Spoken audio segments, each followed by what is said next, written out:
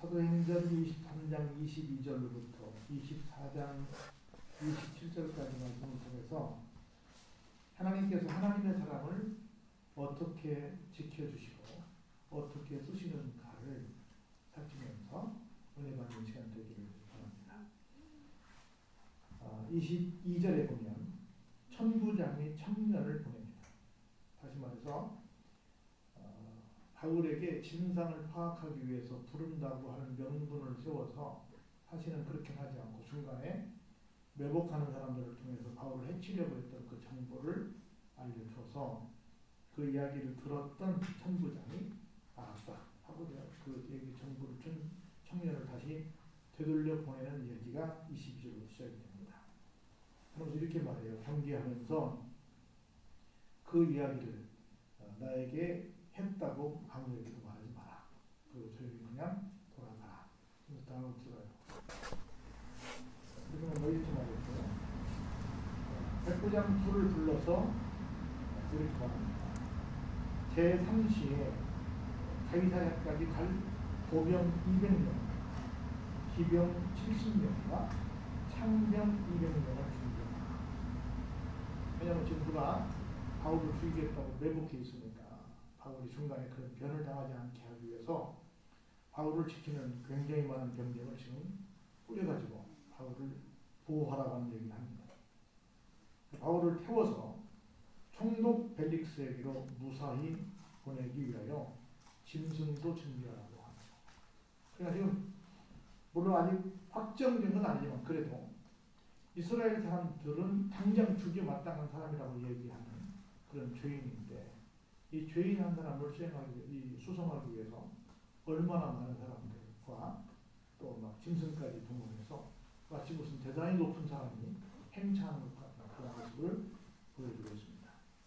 그러면서 편지를 써서 바울을 보내게 되는데 글라우디오 루시아는 총독 벨릭스 백합께 문안합니다. 천부장이 이제 총독에게 보내는 편지를 소개해요.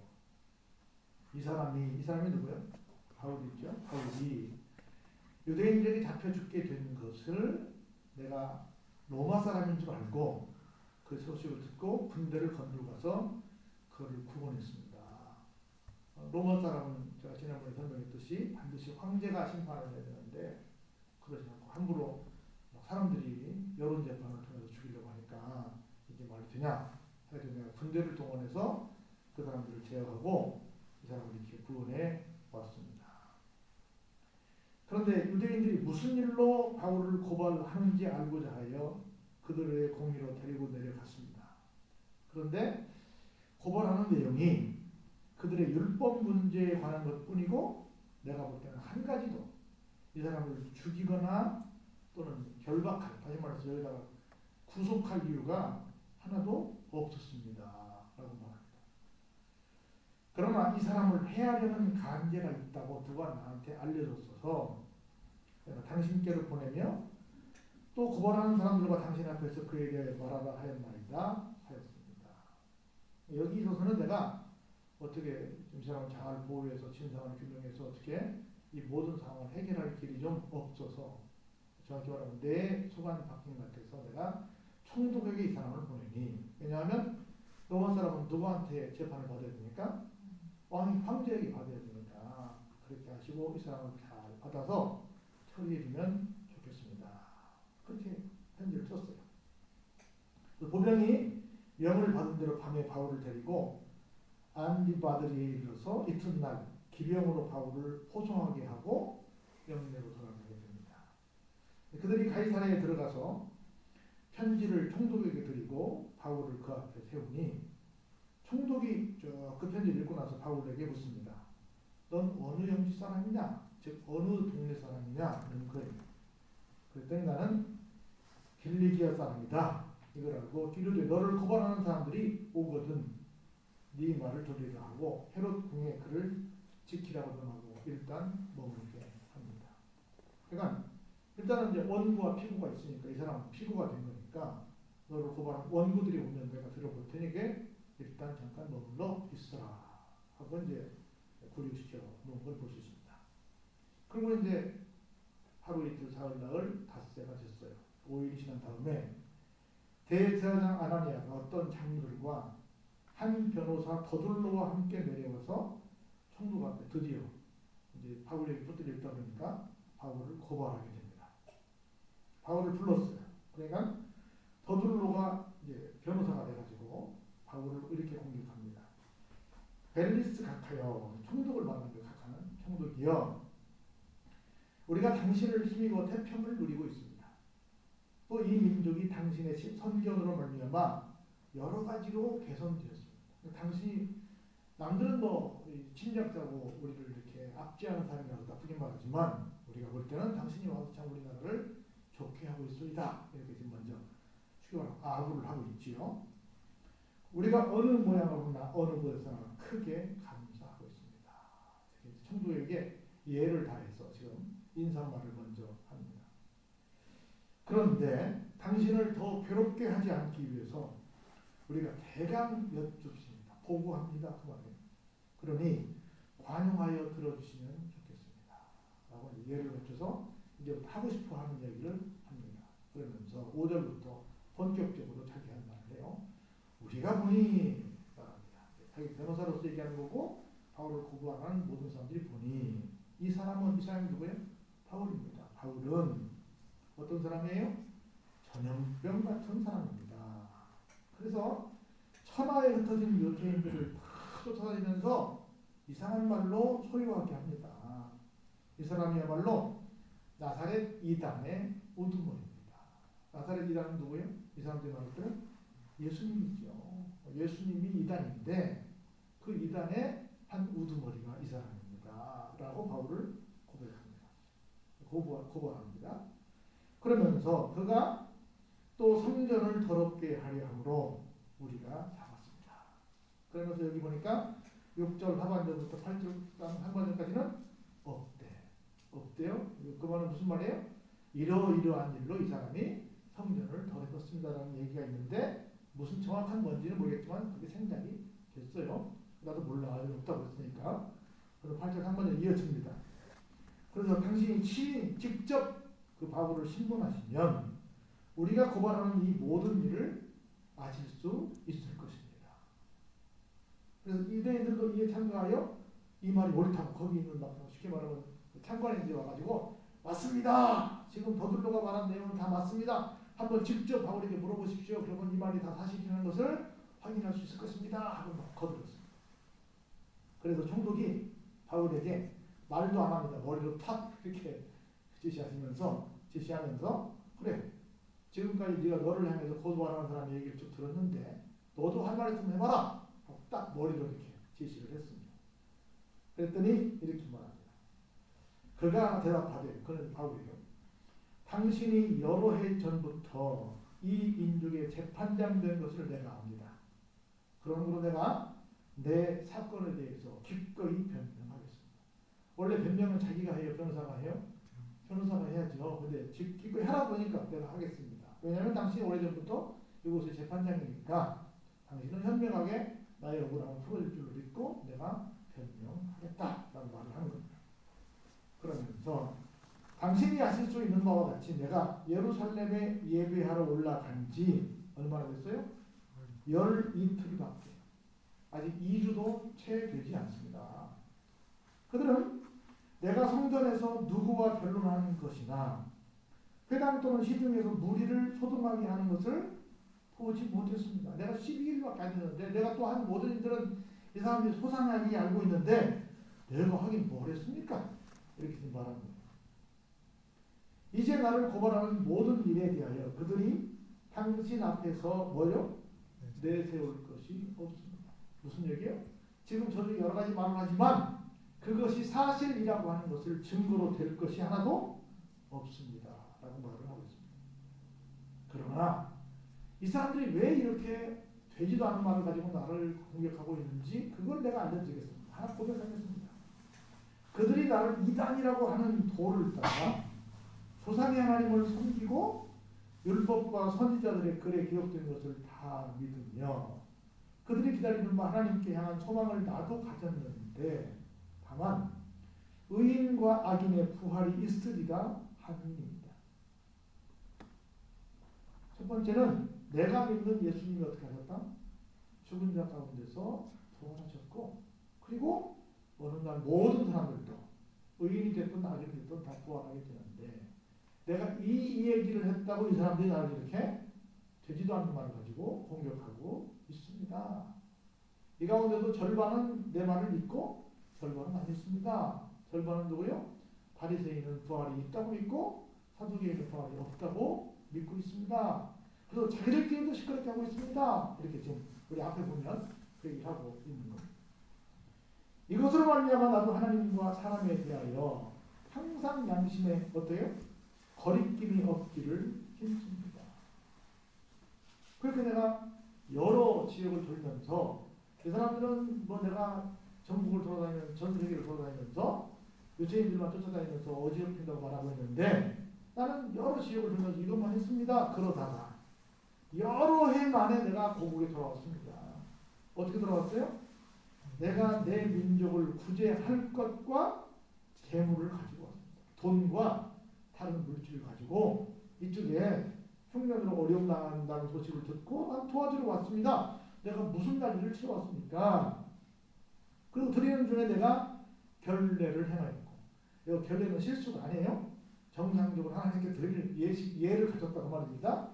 예배를 주제로 예배를 드렸고 그 말이에요. 그리고 모임도 없고 소동도 없이 성전에 있는 것을 그들이 다 보았습니다.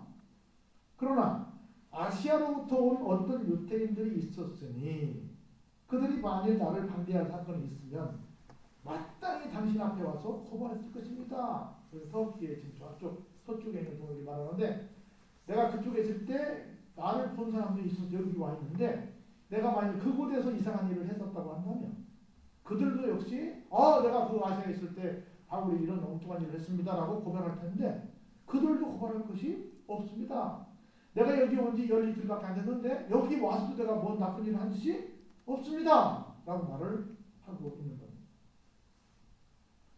그렇지 않으면 이 사람들이 내가 공의 앞에 섰을 때 무슨 옳지 않은 것을 보았는가 한번 직접 누구든지 와서 말을 한번 해보라고 해보십시오. 말하라 하소서 라고 당당하게 말합니다. 오직 내가 그들 가운데 서서 외치기를 내가 죽은 자의 부활에 대하여 오늘 너희한테 신문을 받는다고 한 이 한 소리만 있을 따름입니다. 예수님에 대한 여러 얘기는 다 이 사람들은 인정하지 않고 그냥 전혀 거론하지 않고 뭐만 해요? 그분이 돌아가셨다가 살아나셨습니다 하는 말만 가지고 계속 딴지를 걸고 있는 거예요. 펠릭스가 이 도에 관한 것을 더 자세히 아는 고로 연기하여 이르되 그러면 천부장 루시아가 다시 내려오거든 너희 일을 처결하리라. 그러면 내가 다시 들었는데 이전에 너를 조사했던 천부장이 와서 다시 한번 얼마나 진척된 수사 상황을 갖고 있는지를 내가 듣고 그걸 다 모아서 내가 바울을 어떻게 할 것인지를 결정하겠다 라고 지금 말을 하고 있는 겁니다. 그래서 여보라 백부장아 바울을 지켜라. 그 대신에 구속해놓지 말고 뭐하라? 자유를 주고 그리고 그의 친구들이 그를 돌보아주는 것을 금하지 말라. 도망은 못 가게 하고 그렇다고 죄인처럼 묶어놓지 말고 한 곳에 잘 있게 하되 자유를 주고 그리고 누구든지 와서 바울을 섬기겠다면 섬길 수 있도록 해줘라 하는 그런 편안한 구속을 지키는 것을 볼 수 있습니다. 며칠이 지났습니다. 수일 후에 벨릭스가 총독이 그 안에 유대 여자 드루실라와 함께 옵니다. 이 사람은 총독인데 부인은 유대 사람이에요. 안에 드루실라와 함께 와서 바울을 불러서 그리스도 예수를 믿는 도를 듣습니다. 도대체 당신이 말하는 게 뭐요? 뭐 때문에 사람들이 그렇게 해요? 도대체 예수 믿는 게 뭐요? 하고 묻습니다. 그래서 바울이 의와 절제와 장차오는 심판을 다 탕론하게 됩니다. 이 얘기를 다 듣고 벨릭스 총독이 어떻게 해요? 두려워합니다. 그리고 대답합니다. 그리고 지금은 가라. 내가 틈이 있으면 너를 부르리라. 왜냐하면 쭉 얘기 들어보니까 바울이 이상한 사람이 아니에요?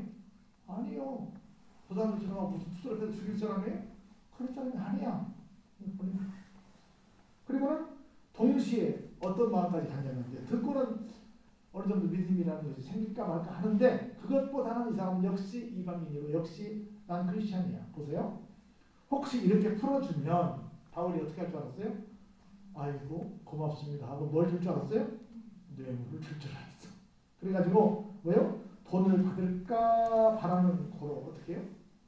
말은 내가 더 배우겠다고 말하면서 사실은 올 때마다 그냥 오지 않고 뭘 가져오겠지라고 생각을 하고 자주 불러서 같이 이야기를 나누게 됩니다. 그러다가 벌써 세월이 얼마나 갔어요? 2년이 지났어요. 2년이 지난 후에 보르기오 베스도가 벨릭스의 소임을 이어받으니 벨릭스가 유대인의 마음을 얻고자 하여 바울을 구류하여 둡니다. 사실은 뭐 구류할 이유가 있어요? 없어요? 없어요. 근데 그쪽에 자기가 이 통치를 해야 되기 때문에 사람들이 나를 너무 싫어하면 안 되니까 바울이 죄가 없지만 그냥 구류해서 두었다 하는 얘기죠. 그리고 들었으면 믿어야지 믿지는 않고 계속 뭐만 기대해요? 혹시 뇌물을 가져오지 않나 하는 참 기가 막힌 얘기를 듣고서도 믿지 않는 사람의 모습을 보게 됩니다. 여기까지가 오늘 본문의 말씀이 됩니다.